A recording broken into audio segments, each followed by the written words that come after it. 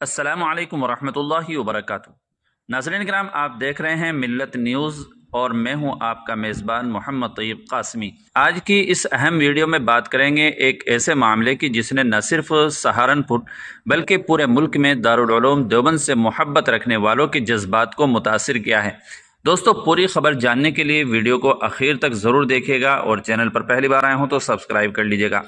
تو چلیے پوری خبر کی طرف چلتے ہیں۔ عالمی شہرت یافتہ دینی درسگاہ دارالعلوم دیوبند کو ایک بار پھر نشانہ بناتے ہوئے ہندو انتہا پسند تنظیم ہندو رکشا دل نے منگل کو ضلع مجسٹریٹ دفتر کے باہر احتجاج کیا اور دارالعلوم دیوبند کی جانچ کرانے کا مطالبہ کرتے ہوئے ایک میمورنڈم سونپا۔ تنظیم نے دعویٰ کیا کہ اگر ایک ہفتے کے اندر جانچ شروع نہ ہوئی تو کاوڑ یاترا کے دوران دیوبند پہنچ کر جل ابھیشیک کی کوشش کی جائے گی۔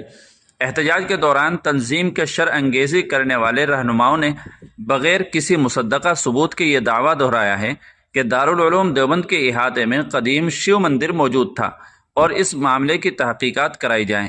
قابل ذکر ہے کہ ہندو رکشا دل ماضی میں بھی وقتاً فوقتاً دارالعلوم دیوبند سے متعلق اسی نوعیت کی متنازع اور اشتعال انگیز بیانات دیتا رہا ہے۔ مبصرین کے مطابق ایسی سرگرمیاں مذہبی ہم آہنگی کو متاثر کرنے، غیر ضروری تنازعات کو ہوا دینے اور سیاسی ماحول کو گرم رکھنے کی کوششوں کا حصہ سمجھی جاتی ہیں، خصوصاً ایسے مواقع پر جب کاوڑ یاترا یا دیگر مذہبی سرگرمیاں جاری ہوں۔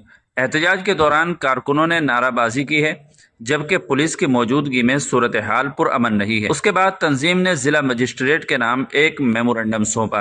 سیاسی اور سماجی حلقوں کا کہنا ہے کہ ایسے غیر مصدقہ دعووں اور اشتعال انگیز بیانات سے گریز کرتے ہوئے حساس مذہبی معاملات کو صرف آئینی اور قانونی دائرے میں ہی رہ کر دیکھا جانا چاہیے تاکہ فرقہ وارانہ ہم آہنگی اور امن و امان برقرار رہے۔ ناظرین، دارالعلوم دیوبند صرف ایک مدرسہ ہی نہیں ہے بلکہ دنیا کے عظیم ترین اسلامی تعلیمی اداروں میں شمار ہوتا ہے۔ 1866 میں قائم ہونے والا یہ ادارہ لاکھوں علماء، مفتیان کرام اور دینی رہنما تیار کر چکا ہے۔ دنیا کے درجنوں ممالک میں دارالعلوم دیوبند کے فارغین دین کی خدمات انجام دے رہے ہیں۔ اسی لیے جب اس ادارے کے بارے میں کوئی متنازع یا توہین آمیز بات کہی جاتی ہے تو کروڑوں مسلمانوں کے جذبات متاثر ہوتے ہیں۔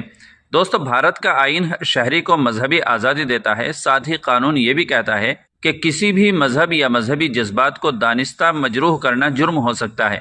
اگر کوئی شخص جان بوجھ کر نفرت پھیلانے یا مذہبی منافرت پیدا کرنے کی کوشش کرتا ہے تو اس کے خلاف قانونی کارروائی کی جا سکتی ہے۔ ناظرین، دارالعلوم دیوبند بر صغیر کی ایک عظیم دینی درسگاہ ہے جس کا احترام لاکھوں نہیں بلکہ کروڑوں مسلمان کرتے ہیں۔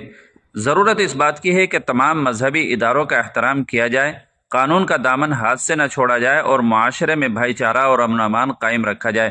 آپ اس پورے معاملے میں کیا رائے رکھتے ہیں؟ کمنٹ کر کے ضرور بتائیے گا۔